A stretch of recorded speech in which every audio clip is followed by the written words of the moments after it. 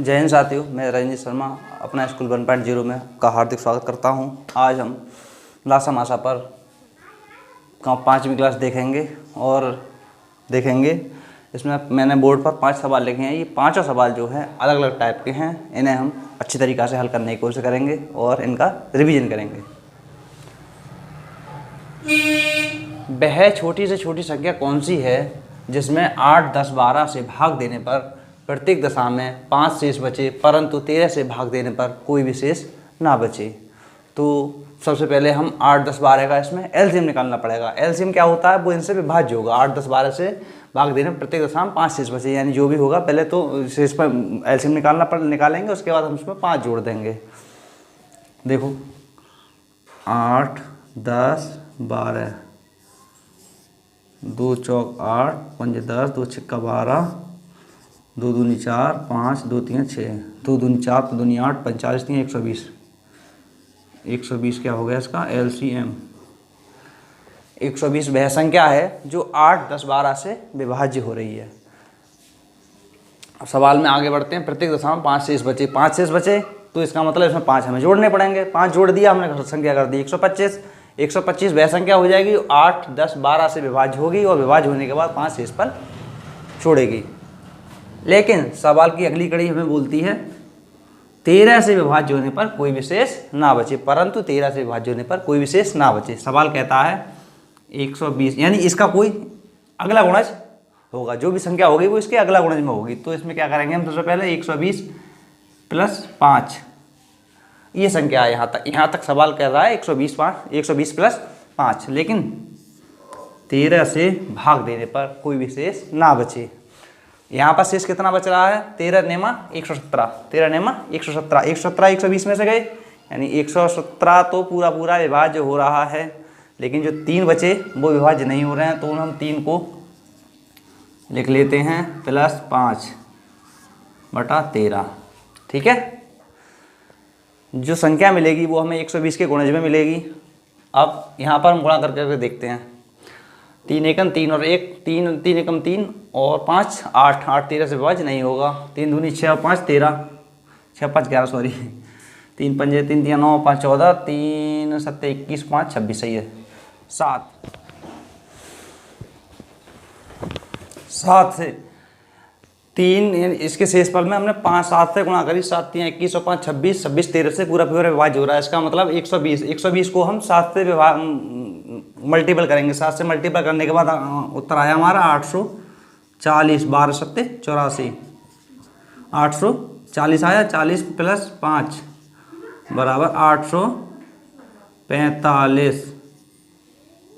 ठीक है, 845 वह संख्या है जो 13 से पूरी पूरी विभाज्य हो रही है और 8, 10, 12 से प्रत्येक दशा में भाग करने पर 5 शेषफल देगी। 13 6 78, 6 बचे, 13 पंजे 65, पूरी पूरी विभाज्य हो रही है। अब आप सोचेंगे इसमें हमने ये 3x क्यों लिया। अगर हम चाहते तो सीधा सीधा 120 पर ही मल्टीपल करके देख सकते थे। जैसे 120 को 2 से करेंगे, 240, 240 प्लस 5 245 क्या विभाज्य हो रही है, नहीं हो रही है, तो 2 लंबा पड़ता है।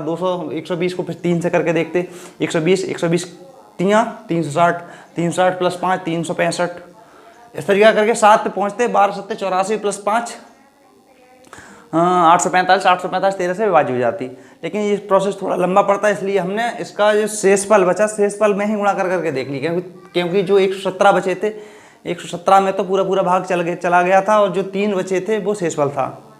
तो शेषफल में ही हमने मल्टीपल कर करके देख लिया और शेषफल जोड़ करके भाग करके देख ली। जहाँ हमें पूरा पूरा विभाज्य हो गया वही मल्टीपल जो हमने 120 में करके देख लिया। ठीक है, अब अगले सवाल पर चलते हैं जिससे थोड़ा क्लियर हो जाएगा। वीडियो को पॉज करके धीरे धीरे करके देखना, जरूर समझ में आएगा। सवाल नंबर दूसरा देख लो, दूसरे में जो है थोड़ी सी क्लैरिटी आ जाएगी। 7 से विभाजित होने वाली छोटी से छोटी संख्या ज्ञात कीजिए जिसमें 5, 10, 12, 15 से भाग देने पर प्रत्येक दशा में 2 शेष बचे। छोटी से छोटी संख्या यानी लासा, लीस्ट कॉमन मल्टीपल। 5, 10, 12, 15, 5, 10, 12, 15, 5 एकन 5, 5 दूनी 10, 5 दूनी 10, 5 12 नहीं कटेगी, 5 3 15, 2 एकन 2, 2 छिक्का 12, 3 3 दूनी 6, 3 एकन 3, 5 दूनी 10, 3 30, दूनी 60, 60 हो गया इसका एलसीएम।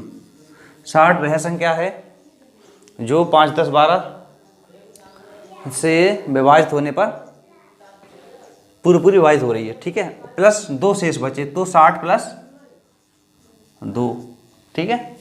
5 10 12 15 से पूरी विभाज्य हो रही है, विभाज्य होने के बाद 2 शेष फल बचेगी, यानी 62 बना देंगे हम। लेकिन क्या बोल रहे हैं, 7 से पूरी विभाजित होनी चाहिए। तो हम यहाँ पर 60 की भी गुणा करके सीधे सीधे देख सकते हैं। 60 प्लस 2 यानी 60 एकन 60 और 1 62, 62 7 से कटेगा, नहीं कटेगा। 60 दूनी 120 प्लस 2 122, 122 7 से कटेगा, नहीं कटेगा। या हम 7 8 56, 7 8 56, 7 में 60 में जो है 56 तो पूरा विभाज्य हो रहा है, उसके बाद 4 बच रहे हैं, 4 थे और रिमाइंडर बच रहा है 4 प्लस x, 4x बटा 7।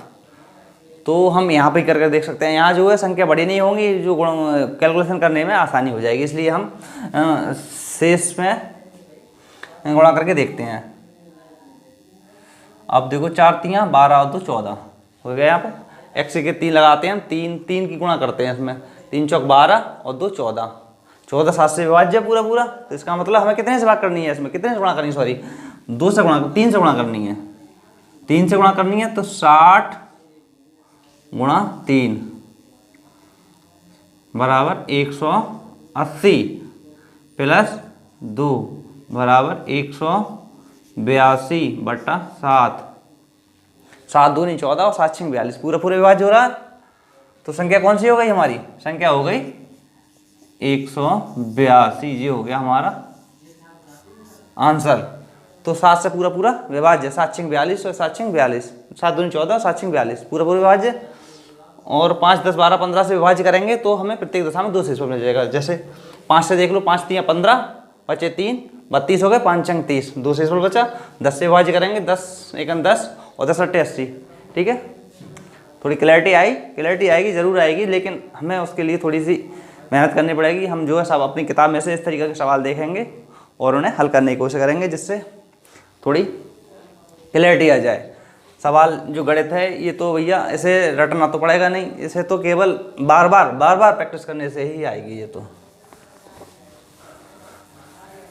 सवाल नंबर 3 पे बढ़ते हैं। ये थोड़ा अलग टाइप का है, 2 मैंने एक ही टाइप के लिखे थे, सवाल नंबर 1 सवाल नंबर 2, जिससे थोड़ी क्लैरिटी आ जाए। ये सवाल थोड़ा सा लासा मुश्किल होता है, थोड़ा मुश्किल होता है, लेकिन ज़्यादा मुश्किल नहीं है। लेकिन हम जब इसे बार रिपीट करेंगे तो ये भी हमें आसान लगने लगेगा। 2 संख्याओं का मासा तथा लासा, 2 संख्या का मासा 11 तथा लासा 693 है। यदि एक संख्या 77 है तो दूसरी संख्या ज्ञात करो। इसमें एक रिलेशन होता है, लासा गुणा मासा बराबर पहली संख्या गुणा दूसरी संख्या, ठीक है। ये रिलेशन हमेशा काम करेगा।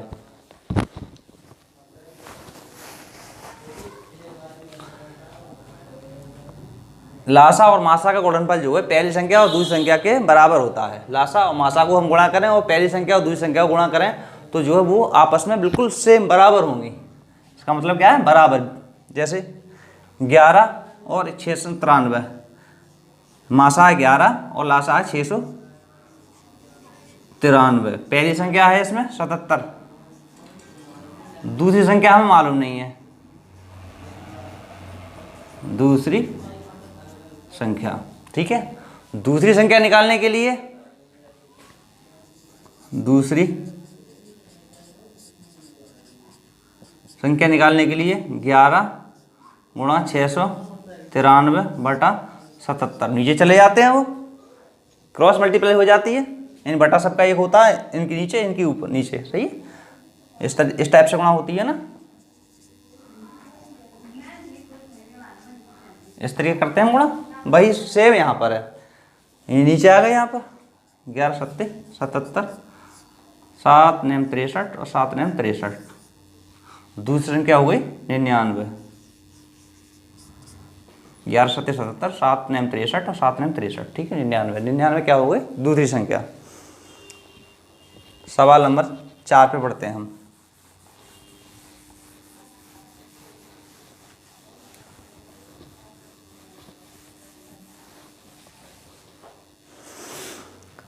तीन बटा 7, 2/5, 5/14 का मासा तथा 2/9, 3/14 और 7/20 का लासा ज्ञात कीजिए।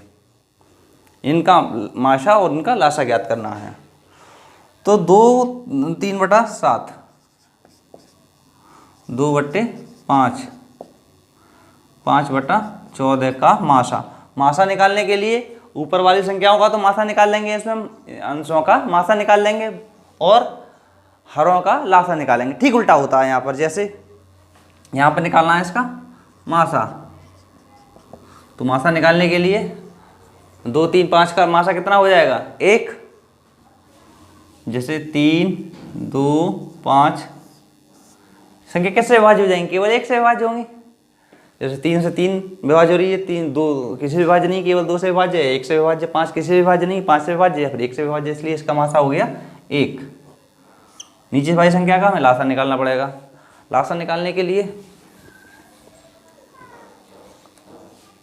7, 5, 14, 7 एकम 7, 5, 7 दूनी 14, 7 5 35 दूनी 70, तो 70 क्या हो गया इसका लासा। ठीक है, यानी पहली ऊपर वालों का मासा निकाला है हमने, नीचे वालों का लासा। इनका HCF निकालना पड़ेगा हमें, इनका HCF, समझ गए। ठीक है, 1/70। अब अगली संख्या है 2/9, 3/14, 7/20 का निकालना है हमें लासा। लासा निकालने के लिए हमें ऊपर वाली संख्याओं का लासा निकालेंगे, नीचे वाली संख्याओं का ठीक मासा। ठीक उल्टा होता है, हरों जो चीज़ निकलवाने को बोले ठीक उसका उल्टा निकाल दो हरों का, और जो निकलवाने को बोल रहा है वही अंशों का निकलता है, केवल अंशों का निकालना होता है, हरों का हमें ठीक उल्टा कर देना होता है। तो लासा निकालने के लिए 2, 3, 6, 7, 42, 42 हो गया इसका लासा। और हरों का क्या निकालना है हमें मासा। मासा निकालने के लिए 9 3 से विभाज्य या 9 से विभाज्य या 1 से विभाज्य, तो मासा क्या हो जाएगा इसका 1। एक ही एक ऐसी संख्या है जो तीनों को विभाज्य कर सकता है। कोई संख्या ऐसी है जो तीनों को विभाज्य कर दे, नहीं कर सकती ना। 3 से 9 कट जाएगा, लेकिन 14 नहीं कटेगा, 20 नहीं कटेगा। 2 से 14 कट जाएगा, 20 कट जाएगा, 9 नहीं कटेगा। इसलिए संख्या एक ऐसी है जो 9, 14, 20 को विभाज्य कर सकती है। ठीक है, ये क्या हो गया आंसर।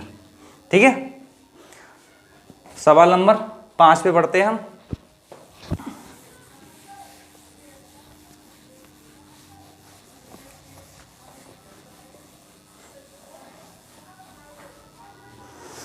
दो संख्याओं का लासा माशा का 28 गुना है। दो संख्याओं का लासा माशा का 28 गुना है, यानी जो एलसीएम जो है वो 28 गुना है, यानी वो 28 है और HCF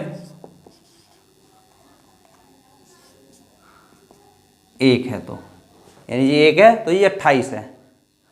तो यहाँ पर हम x मान लेते हैं इसके सहारे से, क्योंकि बीज व्यंजक है, ये एक्चुअल में 28 थोड़ा ही है। 28 दूनी 56 भी हो सकता है, ये 2 भी हो सकता है। ठीक है, यानी गुना है, ये 28 गुना है, ये इसका HCF का LCM 28 गुना है। दोनों संख्याओं के लासा तथा मासा का योगफल 1740 है, यानी इनको और इनको हम जोड़ दें तो 1740 बैठेगा। 28x और 1x, 28x प्लस 1x बराबर 1740, 29x बराबर 1740, x बराबर 1740/29। ठीक, नीचे पहुंच जाएंगे ये x की वैल्यू निकालने के लिए 1740 के नीचे पहुंच जाएंगे 29, 29 छिक्का 174, 60। x की वैल्यू कितनी आ गई 60, तो HCF कितना हो गया 60 हो गया। LCM कितना हो गया 60 गुणा 28, 6 48 के 8 हासिल 4, 6 दूनी 12 4, 16, 1680 हो गया इसका एलसीएम और एचसीएफ हो गया 60। ठीक है, अब अगली लाइन पढ़ते हैं हम। दूसरी संख्या ज्ञात कीजिए यदि पहली संख्या 240 है। यानी हमने अभी देखा था पहली संख्या गुणा दूसरी संख्या बराबर लासा गुणा मासा, ये होता है। लासा और मासा हमारे निकल आए। पहले की संख्या इसमें कितनी दे रखी है 240 गुणा दूसरी संख्या बराबर 60 गुणा 1680, दूसरी संख्या बराबर 60 गुणा 1680 बटा 240। शून्य से शून्य काट दो, 6 चौक 24, 4 चौक 16, 4 दूनी 8, 420। दूसरी संख्या कितनी हो गई 420। आशा करता हूँ जरूर समझ में आया होगा। समझ में ना आए तो वीडियो को एक दो बार दोबारा रिपीट करके देख लें, जिससे आसानी समझ में आए। जहाँ समझ में ना आए वहाँ मुझे कमेंट करके बता दें। मिलते हैं किसी नेक्स्ट वीडियो में, तब तक के लिए जय हिंद।